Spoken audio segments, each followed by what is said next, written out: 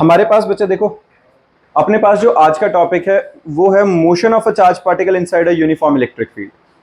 इसके अंदर हमें करना क्या है, एक चार्ज पार्टिकल है उसको हम किसी इलेक्ट्रिक फील्ड के अंदर भेजने वाले हैं।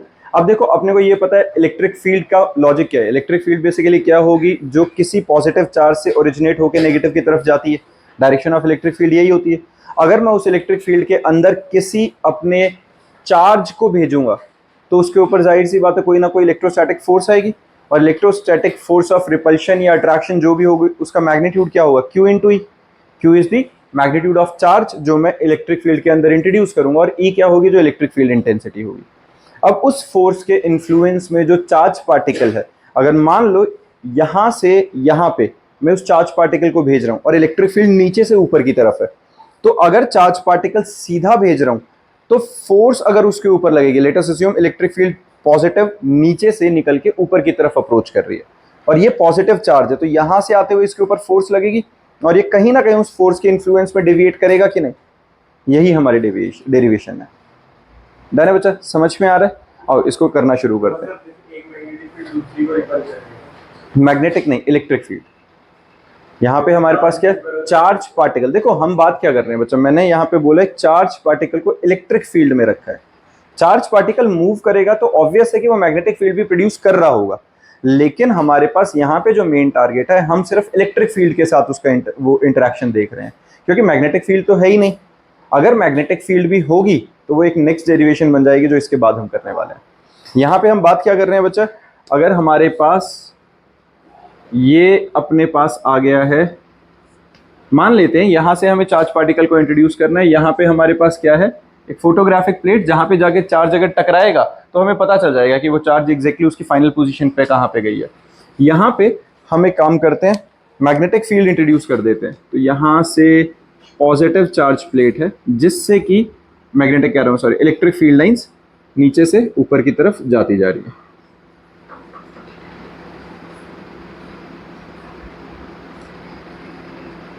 साथ के साथ बच्चे डायग्राम बनाते रहेंगे और साथ के साथ पूरा डेरिवेशन कर लेंगे। ये ठीक है? इसमें किसी को प्रॉब्लम है? डायग्राम का लॉजिक समझ में आ गया? यहां से अब मैं इस एक्स एक्सिस के अलोंग, ये एक्स एक्सिस के अलोंग, ये मान लेते हैं y है, तो इस एक्स एक्सिस के अलोंग अपने चार्ज पार्टिकल को क्या करूंगा, इंट्रोड्यूस करूंगा इसके अंदर। तो अगर मैं उस चार्ज पार्टिकल को सीधा सीधा यहां पे भेजूंगा तो क्या होगा, जब मैं इस चार्ज पार्टिकल को सीधा भेज रहा हूं तो यहां पर अगर मैंने उसको सीधा भेजा तो वो यहां से डेविएट होते हुए ऐसे चला जाएगा। क्यों जाएगा ऐसे? क्योंकि जब वो इलेक्ट्रिक फील्ड के अंदर गया तो उसके ऊपर एक ऊपर की साइड में उस चार्ज पार्टिकल के ऊपर की साइड में एक फोर्स लगी जिसका फॉर्मूला Q इंटू ई होगा कि नहीं? ये फोर्स किस डायरेक्शन में लगेगी, सिर्फ y एक्सिस के अलोंग। हॉरिजॉन्टल डायरेक्शन में तो कुछ नहीं लगेगा। तो एग्जैक्टली ये हॉरिजॉन्टल प्रोजेक्टाइल मोशन जैसा केस हो गया। जब हॉरिजॉन्टल प्रोजेक्टाइल मोशन में एक ऑब्जेक्ट को हम सीधा फेंकते थे, वो हॉरिजॉन्टल डायरेक्शन में एक्सेलरेट नहीं करता, वो सिर्फ एक्सेलरेट किस डायरेक्शन में कर रहा था, ग्रेविटेशनल पुल की वजह से डाउनवर्ड डायरेक्शन में। यहां पर सिमिलरली अगर हम यहां पे ग्रेविटेशन का इंपैक्ट नहीं ले रहे हैं, हम क्या बात कर रहे हैं, हम बात कर रहे हैं अगर मैंने एक पार्टिकल को सीधा भेजा तो यहां पर सिर्फ जो वर्टिकल डायरेक्शन में फोर्स है उसके इन्फ्लुएंस में ऑब्जेक्ट जो है वो वर्टिकल साइड में डिस्प्लेस्ड हो गया है। अगर मैं इस डिस्टेंस को x मान लेता हूं, जितने, ये डिस्टेंस कौन सा है, जितने में फील्ड है, तो इतने ही डिस्टेंस में सेम टाइम में जब चार्ज पार्टिकल ने यहां से आते हुए हॉरिजॉन्टल डिस्टेंस कवर किया होगा, सेम टाइम में ये वर्टिकल डिस्प्लेसमेंट कवर करी होगी। ये क्लियर है? अब अगर मैं हॉरिजॉन्टल और वर्टिकल दोनों केसेस को डिस्कस करूं, हॉरिजॉन्टल डायरेक्शन में मैंने इनिशियल वेलोसिटी दी थी, let us assume u। Vertical direction में हमने कोई वेलोसिटी दी है? नहीं दी है। तो वर्टिकल इनिशियल वेलोसिटी तो हमारी 0 हो गई है ना। हॉरिजॉन्टल डायरेक्शन में क्या कोई फोर्स है? नहीं है। लेकिन वर्टिकल डायरेक्शन में कोई फोर्स है, और वो फोर्स का फॉर्मूला क्या आएगा, Q इंटू ई, क्योंकि इलेक्ट्रोस्टैटिक रिपल्सिव फोर्स है। अगर फोर्स है तो यहाँ पे एक्सेलरेशन भी आना चाहिए। यहाँ पर हॉरिजॉन्टल डायरेक्शन में एक्स एक्सिस के अलोंग एक्सेलरेशन 0, वर्टिकल डायरेक्शन में एक्सेलरेशन की वैल्यू क्या आएगी, फोर्स अपॉन मास। यही आएगी। फोर्स का फॉर्मूला आ गया हमारे पास QE, और मास हमारे पास आ गया उस चार्ज पार्टिकल का जो हमने इंट्रोड्यूस किया था। टाइम, जितना डिस्प्लेसमेंट x हॉरिजॉन्टल डायरेक्शन में होने में टाइम लगा, उतना ही y डिस्प्लेसमेंट वर्टिकल डायरेक्शन में होने में लगा होगा, और उन दोनों के लिए टाइम का मान लेते हैं कि वो t टाइम था। किसी को दिक्कत? अब हमारे पास सिंपल सा फॉर्मूला जो हम प्रोजेक्टाइल मोशन में लगाते थे, s is equal to ut plus half at square, x is equal to uxt plus half axt square. इसके अंदर सारी वैल्यूज पुट करो, x is equal to ut आ गया कि नहीं, ax तो जीरो था, तो यहां से t की वैल्यू निकाल ली x बाई यू।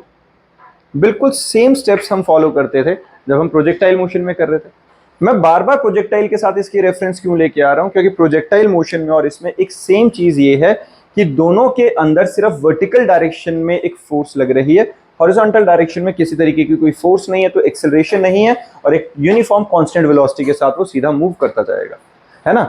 तो अब हमारे पास यहां पे अगर मैं वर्टिकल वाले का केस लूं, वर्टिकल वाले में क्या आएगा, s की जगह y is equal to u y t plus half a y t square. इसके अंदर वैल्यू डाल देंगे, वैल्यू सब्सटीट्यूट करो, y as it is, u y zero था, टी भी ये वाला पूरी टर्म जीरो हो गई, हाफ ए वाई की वैल्यू क्या आई है, q e by m into t square, और t की वैल्यू डाल देते हैं x बाय यू।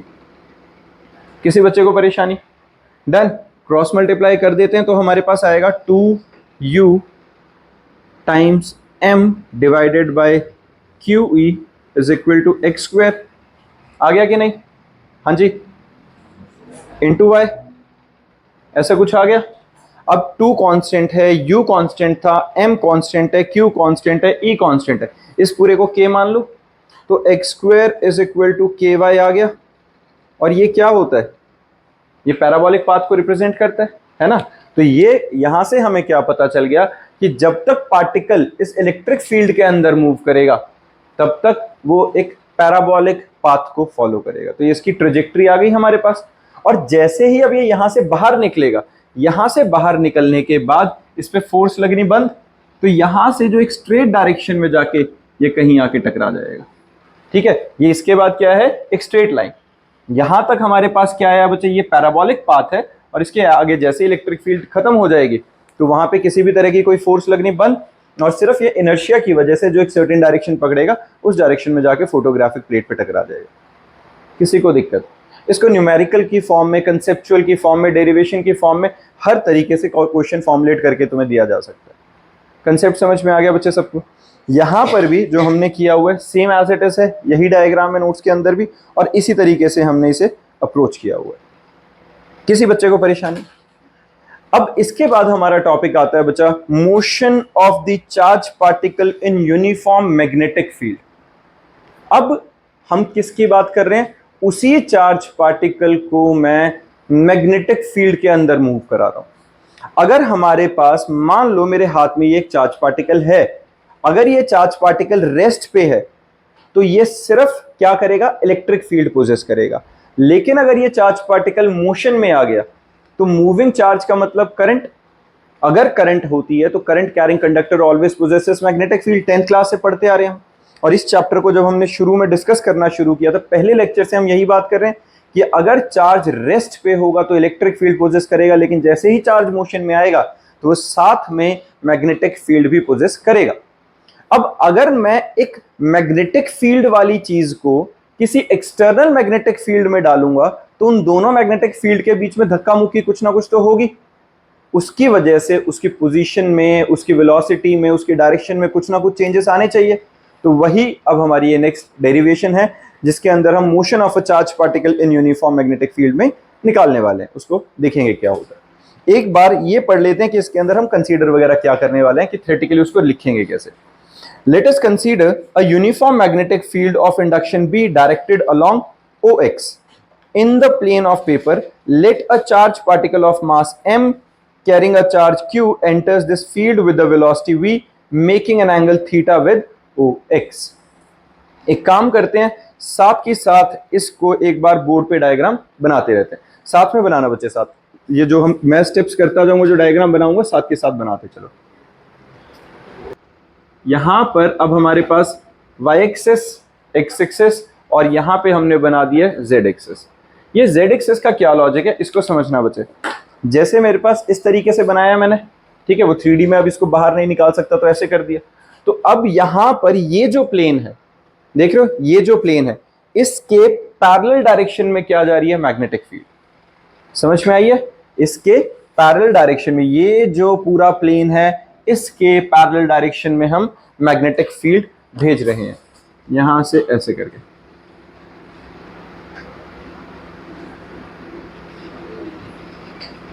ये हमारे पास मैग्नेटिक फील्ड ऐसे करके आ गई है सारे में।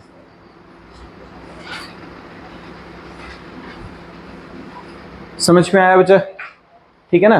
तो अब हम क्या करने वाले हैं, इस मैग्नेटिक फील्ड के अंदर हम क्या करेंगे, यहां पे O मान लेते हैं, वो x है। अब इसके अंदर मैं एक चार्ज पार्टिकल जिसका चार्ज क्या है Q, मास क्या है m, उसको मैं इंट्रोड्यूस करूंगा किसी एंगल पे। यहां से मैंने उस चार्ज पार्टिकल को मान लेते हैं किसी एंगल पे इंट्रोड्यूस कर दिया, थीटा एंगल के ऊपर। ठीक है, समझ में आया? ये इस लाइन के साथ कोई लेना देना नहीं है, कहीं इसके साथ सोचो स्ट्रेट लाइन है। अब लो, अब ज्यादा बेटर रह जाएगा, एक्स वाई जेड ये रहा। तो ये जो मैंने इंट्रोड्यूस किया है ये v वेलोसिटी है किसकी, चार्ज पार्टिकल की। और अगर v वेलोसिटी के साथ इंट्रोड्यूस किया है तो इस v वेलोसिटी के दो कंपोनेंट आएंगे। कौन कौन सा आया, एक तो आया v cos थीटा और एक आएगा बच्चा v sin theta, x y plane के अंदर। क्लियर है ये? ठीक बात है बच्चा? किसी बच्चे को इसमें परेशानी? अब हम नाम रख लेते हैं, v cos थीटा का नाम v1 रख लिया, v sin थीटा का नाम v2 रख लिया। ये मैंने सिर्फ क्या किया, रेक्टेंगुलर कंपोनेंट के अंदर वेलोसिटी को रिजॉल्व किया। अब यहां पर अगर v cos थीटा पे ध्यान दो, v1 वाली वेलोसिटी पे ये मैग्नेटिक फील्ड के साथ बिल्कुल सेम डायरेक्शन में जा रही है। जो ये वाला कंपोनेंट है ये बिल्कुल सेम डायरेक्शन में मूव कर रहा है, और ये जो v sin थीटा है ये बिल्कुल परपेंडिकुलर डायरेक्शन में है मैग्नेटिक फील्ड के साथ। हमारे पास अगर कोई चार्ज पार्टिकल v वेलोसिटी के साथ मूव करता है किसी एंगल पे, तो उसके लिए फोर्स का फॉर्मूला क्या था बच्चा? फोर्स का फॉर्मूला था QVB sin थीटा, था कि नहीं? यहां पर sin थीटा की जगह मैं sin फाई लिख रहा हूं, अभी समझाता हूं क्यों। क्योंकि ये थीटा अगर थीटा थीटा होता तो सेम हो जाता। यहां पर मैं लिख रहा हूं QV2 sin phi, QV2B sin phi. V2B और V1B क्यों लिखना चाहता हूं मैं?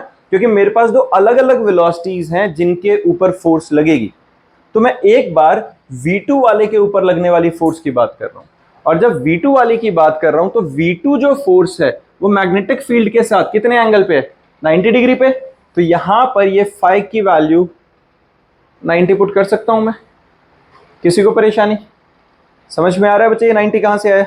सक्षम बच्चे देखो, अगर यहां से इस वेलोसिटी की बात करें V2 की, V2 कहां को जा रहा है, ऊपर को, मैग्नेटिक फील्ड कहां जा रही है, उधर को, इनके बीच में एंगल कितना आ गया, 90। तो इसको v sin थीटा की तरह मत देखो, मैं सिंपल क्या बोल रहा हूं, मैग्नेटिक फील्ड इधर थी b, चार्ज पार्टिकल की वेलोसिटी थी इधर, इनके बीच में एंगल 90 है, फोर्स का फॉर्मूला QVB sin थीटा होता है। तो फोर्स कितनी निकली, Q, वेलोसिटी का नाम v रखा हुआ है, b और sin 90, बना कि नहीं? तो ये ही हमने यहां पे किया है। बात समझ में आई? sin 90 की वैल्यू क्या होती है, 1। तो हमारे पास जो फोर्स निकल कर आई है वो क्या आ गई है बच्चा, QV2B। डन है? किसी बच्चे को इसमें दिक्कत? अब मेरे पास V2 की वैल्यू क्या है, v sin theta, QV sin theta into b। किसी बच्चे को इसमें दिक्कत? ये पता चला है। और अगर मैं V1 cos थीटा के लिए निकालूं, अगर मैं V1 cos थीटा के लिए, एक काम करते हैं, इसका फोर्स का नाम F2 रख लेते हैं, F1 के लिए अगर मैं निकालूंगा तो QV1B sin 0 डिग्री निकलेगा कि नहीं? क्योंकि मेरे पास जो V1 है वो भी इधर को है और मैग्नेटिक फील्ड है वो भी इधर को है, तो दोनों की डायरेक्शन सेम है, तो एंगल क्या हो गया, 0। तो इसका मतलब हमारे पास F1 की वैल्यू 0 आई कि नहीं? दैट मीन्स जो हमने v वेलोसिटी के साथ अपने चार्ज पार्टिकल को इंट्रोड्यूस किया था उसमें v cos थीटा कंपोनेंट पर तो किसी तरह की कोई फोर्स लगेगी ही नहीं, तो जो भी फोर्स आएगी वो v sin थीटा पे आएगी। v cos theta constant velocity के साथ इस वेलोसिटी, ये कंपोनेंट है, ये कॉन्स्टेंटली सेम मैग्नीट्यूड के साथ सेम डायरेक्शन में चलता जाएगा। क्लियर बात है। अब कहानी आती है, अगर चलो ये तो काम खत्म, इसके ऊपर कुछ नहीं लग रहा है, इसके बारे में आगे जाके डिस्कस करेंगे कि फिर एक करेगा क्या, लेकिन यहां तो दिख रहा है हमारे पास QV2B, QVB साइन थीटा वाला। अब इससे क्या होगा, देखो जब भी हमारे पास मैग्नेटिक फील्ड के अंदर अगर कोई फोर्स लगेगी एक चार्ज पार्टिकल पे, तो वो लगने वाली फोर्स, वो जो मैग्नेटिक फील्ड है उस चार्ज पार्टिकल पे जो फोर्स लगाएगी वो हमेशा टेंजेंशियल डायरेक्शन में फोर्स लगाएगी। अब टेंजेंशियल डायरेक्शन का मतलब क्या है, अगर मैंने उस चार्ज पार्टिकल को इंट्रोड्यूस किया है तो फोर्स कहां लगेगी, अगर मैग्नेटिक फील्ड इधर है, हमारा परपेंडिकुलर इधर था, तो इसके ऊपर टेंजेंशियल डायरेक्शन में फोर्स जाएगी। क्लियर है। मैग्नेटिक फील्ड के हमारे पास वैसे भी म्यूचुअली परपेंडिकुलर रहती है, फील्ड इधर है, वेलोसिटी ऊपर है, अगर ऐसे करके देखें तो फोर्स हमेशा म्यूचुअली परपेंडिकुलर है। दैट मींस अगर मैं इस कंपोनेंट को ऊपर लेके आ जाऊं तो ये टेंजेंशियल डायरेक्शन हुई कि नहीं, है ना। तो ये टेंजेंशियल डायरेक्शन में होने की वजह से, ये जो फोर्स है ये टेंजेंशियल डायरेक्शन में होने की वजह से हर बार टेंजेंट टेंजेंट टेंजेंट बन के तो फिर ये सर्कल हो गया, है ना। हर पॉइंट पे अगर टेंजेंट लगेगी, यहां घुमा यहां घुमा यहां घुमा, फिर तो ये चार्ज पार्टिकल को कॉन्टिन्यूसली रोटेट कर देगा कि नहीं। ये बात समझ में आई है। अगर किसी पार्टिकल पे जो किसी सर्टेन वेलोसिटी के साथ मूव कर रहा है, अगर उसके ऊपर टेंजेंशियल डायरेक्शन में कॉन्टिन्यूसली फोर्स लगती रहेगी तो वो टेंजेंशियल तो फिर उसका यानी कि सेंट्रीपिटल फोर्स की तरीके से काम कर देगी और उसे गोल चक्कर में घुमा देगी। किसी को इस पॉइंट में दिक्कत है, समझ में आ गया बच्चा। तो ये जो हमारे पास फोर्स लग रही है ये क्या करेगी, BV2Q वाली जो फोर्स है या QVB sine theta into b, ये चार्ज पार्टिकल को सर्कुलर मोशन में घुमाएगी, सर्कुलर ऑर्बिट में घुमाएगी, इस एक्स एक्सिस के को रेडियस मान के ऐसे घूम जाएगा। और जब ऐसे घूमेगा तो यानी कि यही force necessary centripetal force provide करेगी। तो ये जो हमारे पास फोर्स है QV2B, ये क्या प्रोवाइड करेगा, mv²/r। एक्स एक्सिस को रेडियस नहीं मान रहे, रेफरेंस पॉइंट मान रहे ना, यहां से इंट्रोड्यूस किया था। वाई एक्सिस क्या लॉन्ग कैसे हुआ ना, ऐसे घूमेगा ना बेटा। हाँ तो वाई कैसे होगा, वाई रेडियस कैसे है, वाई वाले तो प्लेन में आ गया ना ऐसे, एक्स एक्सिस इधर था, चार्ज पार्टिकल इधर था, इसके ऊपर टेंजेंशियल फोर्स लगी, इधर इधर इधर टेंजेंट होके ऐसे नहीं घुमा, ऐसे घुमा ना। तो वाई के एक्स एक्सिस क्या हो गया, सेंटर आ गया, रेडियस वाई बना, रेडियस वाई बना, पर सेंटर पॉइंट तो एक्स एक्सिस को लेके रेडियस बनाएंगे ना। समझ में आया बच्चा। तो ये वाला पॉइंट समझ में आ गया बच्चे सबको। यहां से अब काटापीटी करके सॉल्व कर लोगे अपने आप, यहाँ पे भी V2 आ जाएगा, है ना, क्योंकि V2 कंपोनेंट की वजह से है, V2 से V² कट गया तो हमारे पास V2 की वैल्यू क्या आ गई है, RQB/m। किसी बच्चे को इसमें परेशानी। अब हमारे पास एक और फॉर्मूला क्या होता है बच्चा, देखो V2 को और मैं क्या लिख सकता हूं, V sin थीटा। चलो V2 को मैं V sin थीटा भी लिख सकता हूं। अब हमारे पास क्या होता है, एंगुलर वेलोसिटी, गोल सर्कल में घूम रहा है कुछ, तो एंगुलर वेलोसिटी, एंगुलर मोशन का डिस्कशन आएगा यहाँ पे। एंगुलर वेलोसिटी का फॉर्मूला क्या होता है बच्चा, omega is equal to V2/r, क्योंकि जिस रेडियस पे घूम रहा है ये फॉर्मूला होता है। तो यहां से अगर मैं ओमेगा की वैल्यू निकालूं तो ये V2 की वैल्यू सब्स्टिट्यूट करो, RQB/m इंटू r से r कट गया, BQ/m। यहाँ एक चीज नोटिस करो बच्चा, B magnetic field constant, charge magnetic, charge क्या है, पार्टिकल का जो मैग्नीट्यूड होगा, मतलब चार्ज का जो मैग्नीट्यूड होगा जो हमने इंट्रोड्यूस किया, और m मास होगा, तीनों चीजें कांस्टेंट है। तो जो ओमेगा होगा बिल्कुल एक कांस्टेंट रहेगा, एक सर्टेन फिक्स एंगुलर वेलोसिटी के साथ वो कॉन्टिन्यूसली उसके अंदर घूमता रहेगा मैग्नेटिक फील्ड में। ये बात समझ में आई। अगर मैं एंगुलर वेलोसिटी के बाद फ्रीक्वेंसी निकालना चाहता हूँ, फ्रीक्वेंसी क्या होता है, रेसिप्रोकल ऑफ टाइम पीरियड, है ना। टाइम पीरियड क्या होता था बच्चे, डिस्प्लेसमेंट अपॉन वेलोसिटी, है ना। तो अगर मैं इसका रेसिप्रोकल कर दूंगा तो मेरे पास कितना निकलेगा, निकाल के देखो। जो हमारे पास टाइम पीरियड होगा, फ्रीक्वेंसी मतलब दोनों के अकॉर्डिंगली निकालो, एक बार टाइम फ्रीक्वेंसी की वैल्यू निकालो, क्या निकलेगी, ओमेगा/2π, वेलोसिटी बाय डिस्प्लेसमेंट, डिस्प्लेसमेंट पूरे एक चक्कर में कितना होगा, 360 डिग्री का, ओमेगा की वैल्यू डालो, BQ/m इंटू 2π। ये हमारे पास फ्रीक्वेंसी निकल के आ गई बच्चा। अगर टाइम पीरियड निकालना है तो क्या कर दो, इसका रेसिप्रोकल हो जाएगा, m/2π/BQ। किसी बच्चे को इसमें परेशानी, सिंपल है। यहां तक हमारे पास अब टाइम पीरियड आ गया। तो ये किसके लिए आया है, इसका मतलब हुआ कि हमारा जो चार्ज पार्टिकल है वो यहाँ कहीं ऐसे घूमना चाहिए, बिल्कुल ठीक है। लेकिन क्या यहाँ पर सिर्फ V2 ही थी? नहीं ना, यहाँ पे V1 cos थीटा भी तो था ही, इस पे कोई फोर्स नहीं लग रही, लेकिन ये कंपोनेंट खत्म तो नहीं हुआ, तो ये V1 cos थीटा जहां था वहां कॉन्टिन्यूसली लगता रहेगा। V2 cos थीटा की वजह से मैग्नेटिक फील्ड ने चार्ज को घुमा दिया गोल, लेकिन V1 cos थीटा की वजह से, V2 sin थीटा की वजह से चार्ज पार्टिकल को मैग्नेटिक फील्ड ने गोल घुमाया, लेकिन जो ये V1 है, V cos थीटा वाला जो कंपोनेंट है, ये उसे क्या ले जाएगा? सीधा ले जाएगा। तो हमारा चार्ज पार्टिकल ऐसे हेलिकल पाथ फॉलो करते करते आगे जाता रहेगा। समझ में आया? तो हमारे पास जो चार्ज पार्टिकल होगा वो इस तरीके से आगे प्रोसीड करता रहेगा। समझ में आ गया? ये किसी बच्चे को इसमें परेशानी? ठीक है। और जो डिस्टेंस मूव होगा, जो लीनियर डिस्टेंस मूव होगा एक चक्कर में, मान लो वो डिस्टेंस का फॉर्मूला क्या होता है? वेलोसिटी इनटू टाइम, है ना? यही रहेगा। तो वेलोसिटी कितनी है? v1, और टाइम कितना है? t।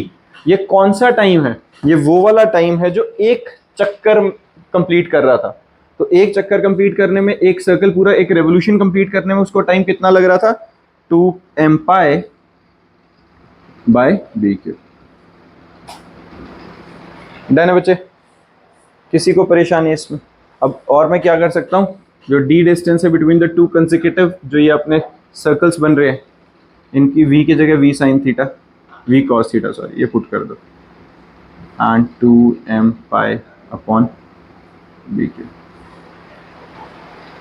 ठीक है, ये हमारे पास डिस्टेंस हो गया। हमें कोई परेशानी बच्चे किसी को?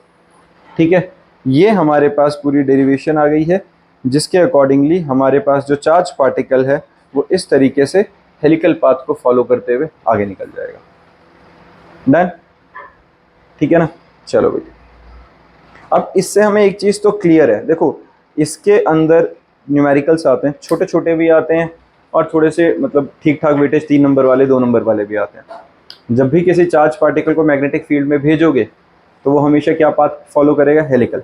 लेकिन अगर मान लो 2 डायमेंशनल प्लेन की तरह हम ट्रीट करेंगे, मान लो कुछ क्वेश्चंस ऐसे दिखेंगे तुम्हें कि ना चार्ज, हमारे पास फील्ड कैसी है, मैं दिखाता हूँ। कुछ क्वेश्चंस इस टाइप से भी मिलेंगे जिसके अंदर हमारे पास फील्ड यहाँ के बाद शुरू हो रही है, मान लो ऐसे। ठीक है, फील्ड कहाँ जा रही है? इनवर्ड। और यहाँ से अगर तुम चार्ज पार्टिकल को इंट्रोड्यूस करोगे सीधा बिल्कुल, तो उस पर फोर्स टेंजेंशियल डायरेक्शन में घुमा के वो बाहर निकाल देगा उसे। क्लियर है? ये बाकी प्रैक्टिस क्वेश्चंस करेंगे तब ये डिस्कस हो जाएगा, बट ध्यान रखना है ये वाला कि ये ऐसा घूम के बाहर क्यों आ रहा है, क्योंकि फोर्स हमेशा टेंजेंशियल डायरेक्शन पे लगती रहेगी और वो टेंजेंट बना बना के उसे वापस से बाहर ले आएगा फील्ड पे। क्लियर है? एक बार ये वाला न्यूमेरिकल अटेम्प्ट करो बच्चे, जल्दी से करो ये वाला क्वेश्चन। क्वेश्चन में है क्या, एक बार देख लो। A beam of ions with velocity 2 times 10 raised to the power 5 meter per second enters normally into a uniform magnetic field of 0.04 Tesla. If the specific charge of ions is 5 times 10 raised to the power 7 coulomb per kg, find the radius of circular path described. Clear है? जो जो given है वो लिखो, जो तुम्हारे दिमाग में आ रहा है कि कंसेप्ट ये लगेगा, फॉर्मूला ये लगेगा, वो सारा लगाने की कोशिश करो अटेम्प्ट।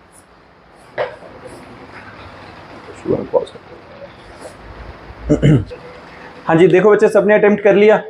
देखो, अभी जिसको नहीं समझ में आया एक बारी वो समझो कि न्यूमेरिकल अटेम्प्ट कैसे करना है। न्यूमेरिकल को पहली बात तो डेरिवेशन से अलग मत समझो। ऐसा नहीं है कि तुम सीधा न्यूमेरिकल देखते ये कहो एक कोई फॉर्मूला मिलेगा जिसमें वैल्यू डालेंगे ऐसा नहीं होगा। कंसेप्ट पकड़ो, जो अभी हमने डेरिवेशन करी है डिट्टो सेम कंसेप्ट दिया हुआ है, एक एक लाइन करके समझते जाओ क्या है इसके अंदर। हमारे पास जो सबसे पहला पार्ट है उसमें क्या दे रखा है बच्चे? फर्स्ट पार्ट में ही हमें दिया हुआ है एक बीम ऑफ आयन है with the velocity 2 × 10 raised to the power 5 metre per second.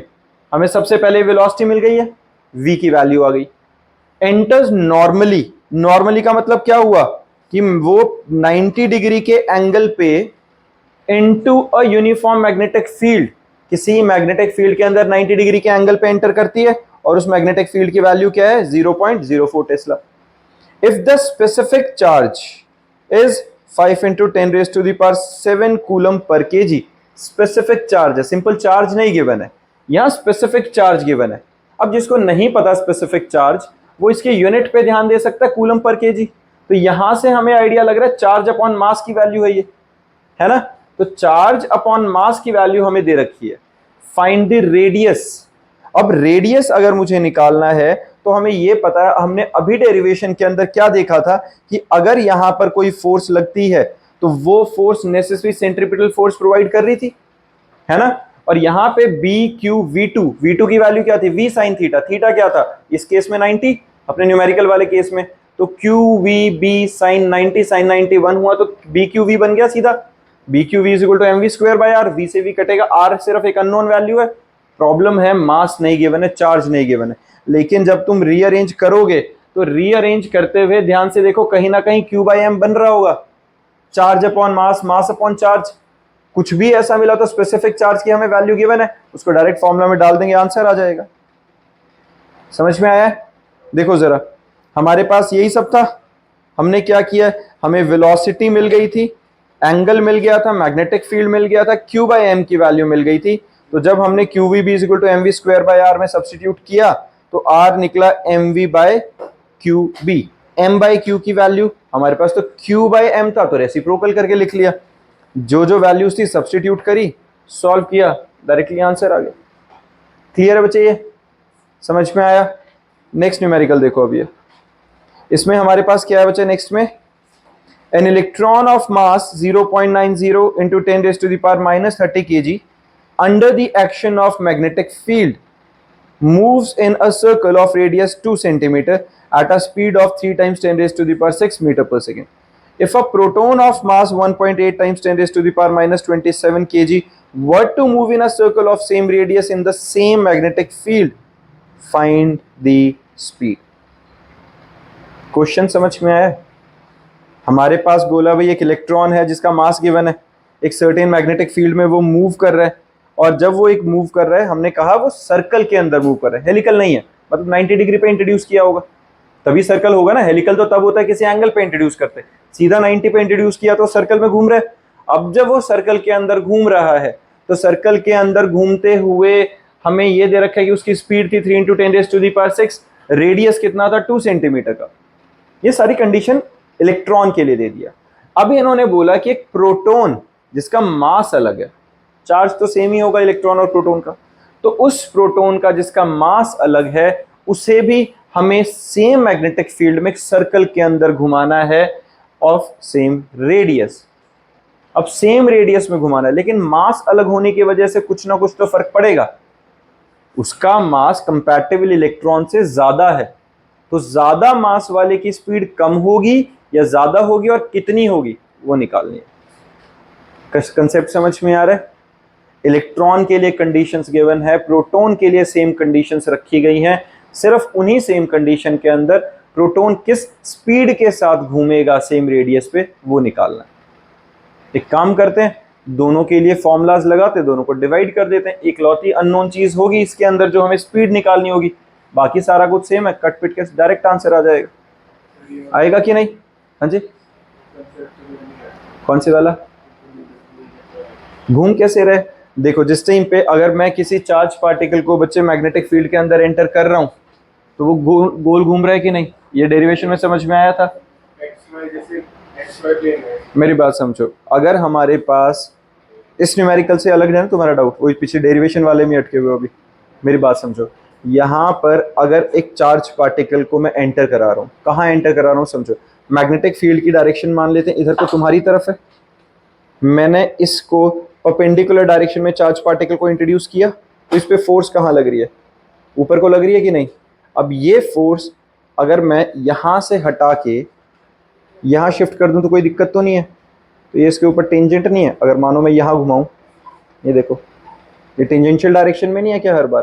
क्योंकि मैग्नेटिक फील्ड तो थ्रू आउट है ना, हर तरफ बराबर बराबर यूनिफॉर्मली फैली हुई है। तो वो जो चार्ज पार्टिकल मैंने इंट्रोड्यूस किया था वो कॉन्टिन्यूसली सर्कल के अंदर घूम जाएगा। ठीक है, हाँ, एक्स वाई प्लेन में नहीं, वाई जेड के पैरेलल वाली फील्ड के अंदर किसी एंगल पे इंट्रोड्यूस किया है, और वो एंगल एक्स एक्सिस के साथ है, किसी के साथ है। ठीक है, तो वो क्या है, उस प्लेन के ऐसे ऐसे घूमता हुआ जा रहा है आगे, और बीच में एक्स एक्सिस था। काम हर जगह ही आता है। अगर जो मतलब मैं कहूँ कि काम कहाँ आ रहा है, मेरे को तो क्वेश्चन कराने में भी आ रहा है। दूसरी चीज कहाँ काम आ रहा है, हमारे पास एक टॉपिक हो, देखो बहुत सारी जगह आता है मेरे को। अगर जो किसी चार्ज पार्टिकल को किसी सर्टेन पोजीशन पे किसी सर्टेन जगह पे एक्सीलरेट करके हिट कराना है तो काम आ जाएगा। ऑब्वियसली घर पे तो नहीं आने वाला है ना। हम ये नहीं कहेंगे कि हाँ मैं किसी चार्ज को यहाँ से वहां भेजना चाहता हूँ तो मैग्नेटिक फील्ड लगा दो। लेकिन अगर हम साइंटिफिक एक्सपेरिमेंट कर रहे हैं तो कितना सही कंसेप्ट है ये कि मैग्नेटिक फील्ड में मैं किसी चार्ज पार्टिकल को इंट्रोड्यूस करूं और वो गोल घूमना शुरू कर जाए। और सोचो अगर मैं मैग्नेटिक फील्ड की पोलैरिटी रिवर्स करूं तो वो किसी तरीके से एक्सेलरेट या अपना कुछ बिहेवियर चेंज करेगा, जिसे कहते हैं साइक्लोट्रॉन। आगे के टॉपिक में आएगा। और बहुत सारी जगह पे लग सकता है। हम एक चार्ज पार्टिकल को सिर्फ मैग्नेटिक फील्ड में इंट्रोड्यूस करके गोल घुमा रहे हैं, हेलिकल पाथ पे लेके आ रहे हैं, तो उससे ज़्यादा और बेटर क्या चाहिए। मतलब सुंदर तो बहुत है चीज़। अब उसको तुम कह रहे हो काम कहाँ आता है, वो तो साइंटिफिक लेवल पे जाके आएगा फिर। हाँ जी बच्चा, क्वेश्चन हो गया सबका। देखो जरा अब इसमें जो जो था यही किया है हमारे पास। मैंने क्या किया वो यहाँ पे मास ऑफ इलेक्ट्रॉन गिवन है, मास ऑफ प्रोटॉन गिवन है, रेडियस दोनों का सेम था, वेलोसिटी निकालनी थी। QB M V square by R से वेलोसिटी की वैल्यू निकाल ली। ये वेलोसिटी ऑफ इलेक्ट्रॉन, ये velocity of proton. Q B R by M E, Q B R by M P, सिर्फ एम ई और एम पी अलग है, बाकी तो तीनों चीजें सेम थी। दोनों को डिवाइड कर देते हैं, सब कांस्टेंट कट गया, वीपी की वैल्यू निकल गई। है कि नहीं, कुछ अलग तो नहीं था इसके अंदर। ऐसे क्वेश्चंस के अंदर सीधा यही होता है, पूरा सॉल्व करना ही नहीं है, सीधा डिवाइड करो, जो सारे कांस्टेंट है वो कट के डायरेक्ट क्लास में क्रॉस मल्टीप्लाई रीअरेंजमेंट और फाइनल आंसर। डन है बच्चा। इसके बाद का जो अपना टॉपिक है वो है लॉरेंट्ज फोर्स। अब देखो लॉरेंट्ज फोर्स क्या होती है बच्चा। लॉरेंट्ज फोर्स हमारे पास है the force experienced by a charged particle moving in a space where both electric and magnetic fields exist is called Lorentz force। हमने पहला टॉपिक क्या किया था, जब चार्ज पार्टिकल को इलेक्ट्रिक फील्ड में इंट्रोड्यूस किया। दूसरा टॉपिक किया जब चार्ज पार्टिकल को मैग्नेटिक फील्ड में इंट्रोड्यूस किया। अब हम उसी चार्ज पार्टिकल को किसी ऐसी जगह पे भेज रहे हैं जहां इलेक्ट्रिक और मैग्नेटिक दोनों हैं। तो इलेक्ट्रिक और मैग्नेटिक फील्ड अगर दोनों है तो उस पर दोनों तरह की फोर्स लगेगी। एक इलेक्ट्रोस्टैटिक फोर्स लगेगी जो QE था, और एक मैग्नेटिक लगेगी जो QVB वाला पार्ट था हमारे पास। तो इन दोनों फोर्सेस को मिला जुला के जो नेट फोर्स हमारी निकलेगी उसको हम क्या कहेंगे, लॉरेंट्ज फोर्स। समझ में आई है। किसी चार्ज पार्टिकल को अगर मैं इलेक्ट्रिक और मैग्नेटिक फील्ड दोनों के अंदर साइमल्टेनियसली, दोनों फील्ड एक जगह होंगे और उसके अंदर चार्ज पार्टिकल को भेजूंगा तो उस पर जो टोटल फोर्स लग रही होगी दैट इज लॉरेंट्ज फोर्स। समझ में आ गया बच्चा। तो हमारे पास force due to electric field क्या निकल गई, F is equal to Q E. Force due to magnetic field कितना निकला, QVB। डन है। लॉरेंट्ज फोर्स क्या निकलेगी, दोनों का sum F M plus F E, magnetic और electric QE plus QVB। Q common ले लिया, E plus V cross B। तो ये हमारे पास क्या निकल गया, नेट लॉरेंट्ज फोर्स की वैल्यू निकल के आ गई। सिंपल है बच्चा ये वाला।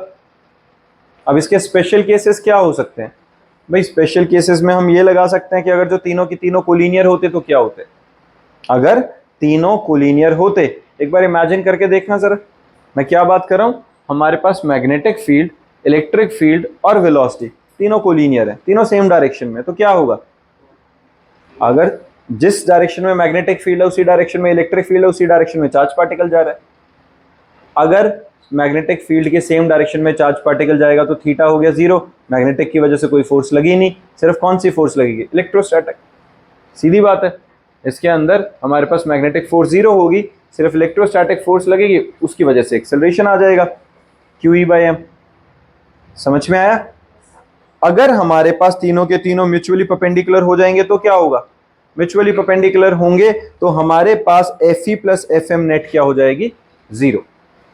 If VE and B are mutually perpendicular to each other and if F is equal to FE plus FM, अगर ऐसा हो जाए, तीनों म्यूचुअली परपेंडिकुलर हैं और टोटल फोर्स भी उन पे 0 है, then the acceleration of the particle is also 0।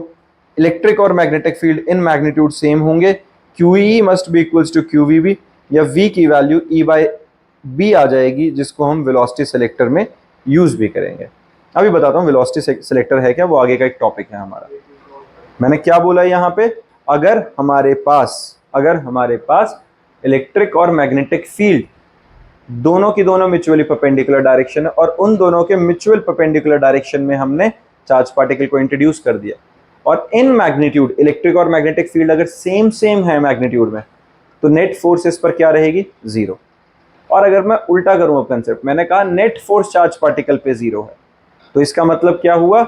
अगर इलेक्ट्रिक और मैग्नेटिक फील्ड म्यूचुअली परपेंडिकुलर और चार्ज पार्टिकल जब उनके परपेंडिकुलर डायरेक्शन में लॉन्च किया और उस पर नेट फोर्स जीरो आई, इसका मतलब इन मैग्नीट्यूड इलेक्ट्रिक और मैग्नेटिक फील्ड इक्वल थे बिल्कुल। तो दोनों अगर जो इलेक्ट्रिक और मैग्नेटिक फील्ड इक्वल थे तो उनकी फोर्सेस इक्वल थी, उनको हमने इक्वेट किया Fe और Fm, QE is equal to QVB, वहां से V की वैल्यू E/B हमारे पास आ जाती है। तो ये V की वैल्यू E/B वेलोसिटी सिलेक्टर में कैसे आएगी? तो एक वेलोसिटी सिलेक्टर का टॉपिक ही आगे आएगा, तब हम इसको वापस से डिस्कस करेंगे। ठीक है, ये एक छोटा सा न्यूमेरिकल है, करो बच्चा इसे। An alpha particle is moving in magnetic field of 3I cap plus 2J cap Tesla with a velocity of 5 times 10 raised to the power 5 I cap meter per second. What will be the magnetic force acting on the particle? निकालो।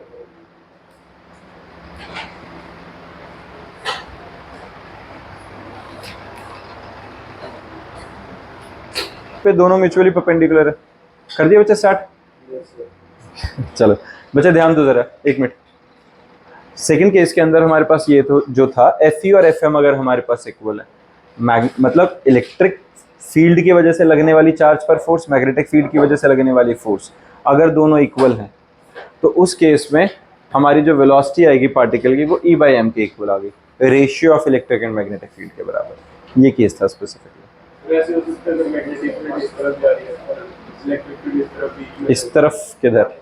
90 degree पे नहीं है, फिर ये case नहीं है, ये अलग है। वो तो एक सेपरेट केस ही टोटली डिफरेंट बन गया ना। हमने यहाँ पे क्या बात करी? तीनों म्यूचुअली परपेंडिकुलर होने चाहिए, वो इस तरीके से होने चाहिए। ये म्यूचुअली परपेंडिकुलर नहीं होता, ये कैसा म्यूचुअली परपेंडिकुलर? किसी अलग एंगल पे।